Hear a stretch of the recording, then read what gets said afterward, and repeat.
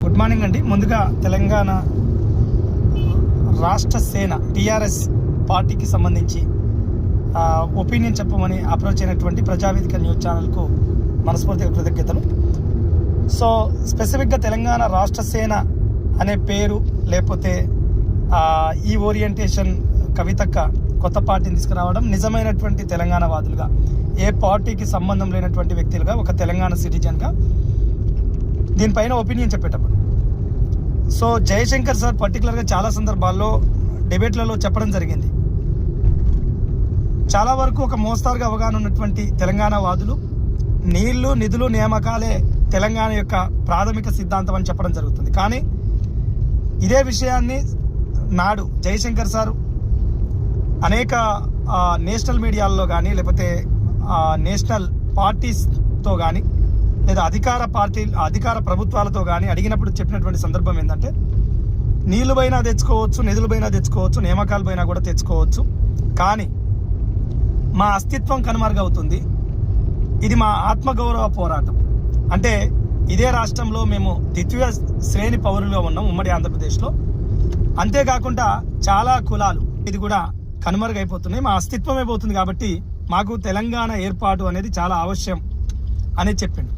So ఆ తర్వాత ప్రాథమిక సిద్ధాంతాలుగా చెప్తున్నటువంటి నీళ్లు నియామకాలు నిధులు ఏదైతే ఉన్నాయో వీటి వైపు ఇప్పుడు ఏర్పడ్డటువంటి తెలంగాణ రాష్ట్ర సేన టీఆర్ఎస్ ఏదైతే ఉందో కవితక్క పార్టీ, వాటిని ప్రాథమికంగా తమ లక్ష్యంగా పెట్టుకొని దాంతోపాటు తెలంగాణ ఫర్ తెలంగాణైట్స్ అంటే తెలంగాణ అనేది తెలంగాణ వాళ్ళ కోసమే అనే సిద్ధాంతం కాక మీరు ఎత్తుకోగలిగితే డెఫినెట్లీ మీకున్నటువంటి ఈ టీఆర్ఎస్ అనే బలం ఏదైతుందో ఆల్రెడీ అది బలమైనటువంటి పార్టీ, సక్సెస్ఫుల్ పార్టీ.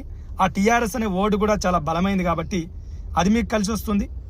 తెలంగాణ అనేది తెలంగాణ వాళ్ళ కోసమే అనే ప్రాథమిక సిద్ధాంతం కూడా మీకు డెఫినెట్లీ పనికొస్తుంది. అటువైపు ముందుకు వెళ్ళాలని నీళ్ళల్లో ఆల్రెడీ గతంలో ఉన్నటువంటి 10 ఏళ్ళు అధికారంలో ఉన్న పార్టీ కొంత మేరకు సక్సెస్ అయినటువంటిది.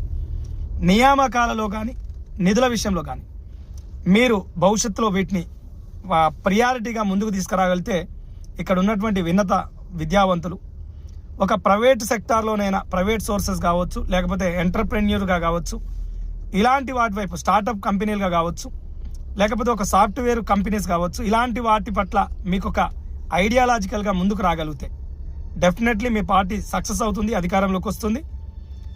తెలంగాణ ఫర్ తెలంగాణైట్స్, తెలంగాణ అనేది తెలంగాణ వాళ్ళ కోసమే అనే సిద్ధాంతం కనుక మీరు ఉపయోగించగలిగితే అందరికంటే ముందు వరుసలో మీరే ఉండగలుగుతారు.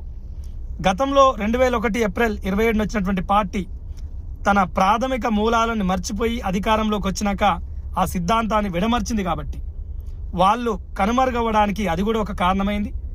తెలంగాణలో ఆత్మగౌరవమే ప్రాథమిక ధ్యేయంగా భావిస్తారు కాబట్టి ప్రజలు దాని పట్ల కూడా కొంత ఆ పార్టీ నుంచి వైరుధ్యం కనిపించింది. కాబట్టి అంత డెవలప్మెంట్ చేసినా కూడా పార్టీ అనేది ప్రభుత్వం నుంచి పక్కకి వెళ్ళిపోయి ప్రతిపక్ష పార్టీగా ఆవిర్భవించిందన్న సంగతి గుర్తుపెట్టుకొని ముందుకెళ్తే డెఫినెట్లీ ఆ పార్టీ కూడా భవిష్యత్తులో అధికారంలోకి రావడానికి అవకాశం ఏర్పడుతుందనేది ఒక తెలంగాణ సిటిజన్గా కోరుకుంటున్నాను. Thank you so much. మరొక మంచి వీడియోలో మీరు అప్రోచ్ అయినప్పుడు ఒపీనియన్ చెప్పే ప్రయత్నం చేస్తాను.